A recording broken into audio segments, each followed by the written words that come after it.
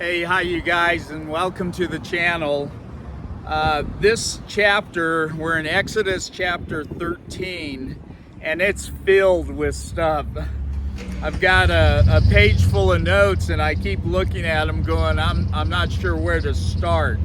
It has to do with sanctifying the firstborn, and you remember in Egypt, the last plague, it executed the firstborn of man and of beast. And now the people, Moses is telling the people they are to go through a ceremony of sacrificing an animal in place of the firstborn, or of man and animal.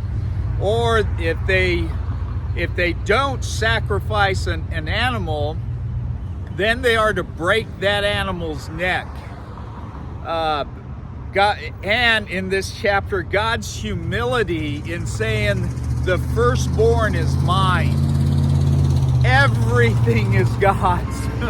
You know, it's amazing that the humility of the creator of the universe to use such language. God's tender love and patience for mankind and for us as individuals.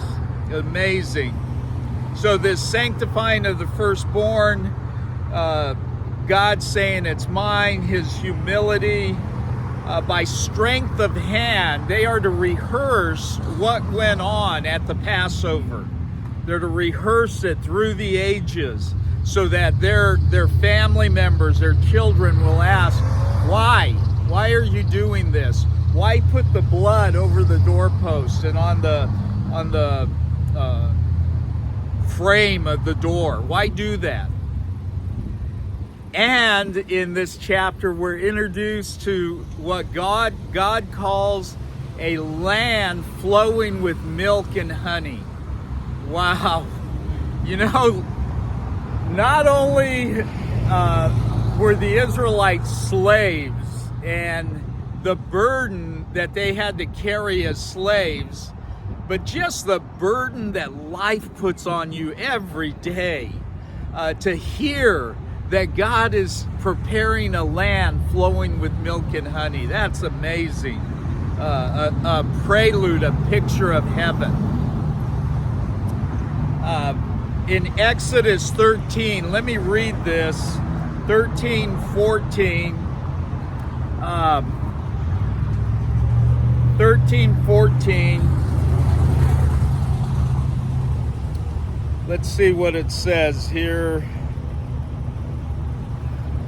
So it shall be when your son asks you in time to come, saying, what is this? What does it mean? You know, I hope sometimes that people out here are wondering, why do Christians do that? Why do they even bring up the cross? I had a customer once ask me, wow, what possessed you to even bring that up? And before the conversation was over, he said just that morning, he had been thinking about life. What is the whole meaning to this? And then I brought up the subject of the gospel, and he just kind of went, wow.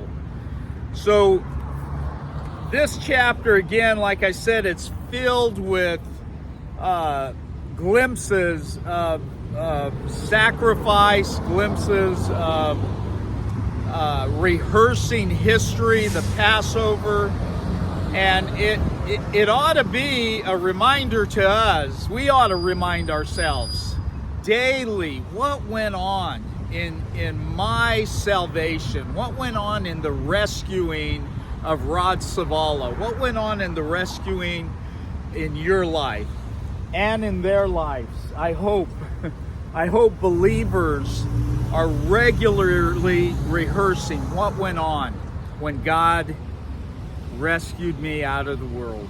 Okay? God bless you, and let's go start somebody's story of that Exodus, getting out of Egypt, getting out of the world. God bless you.